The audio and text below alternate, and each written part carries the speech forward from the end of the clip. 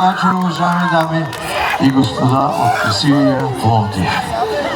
Преди всичко благодарим за това, че сте тук, за вниманието, с което ни удостоявате в днешните вечер. Благодарим на Жоро Енчев и на неговата съпруга Цвети за подаръка, който ни направиха, а то е да бъдем заедно с вас в съботната вечер. И отново ви благодарим, че сте тук.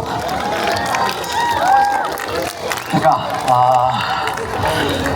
в програмата, която ще чуете, сме подготвили едни от най-популярните песни, които градим като репертуар вече много дълги години.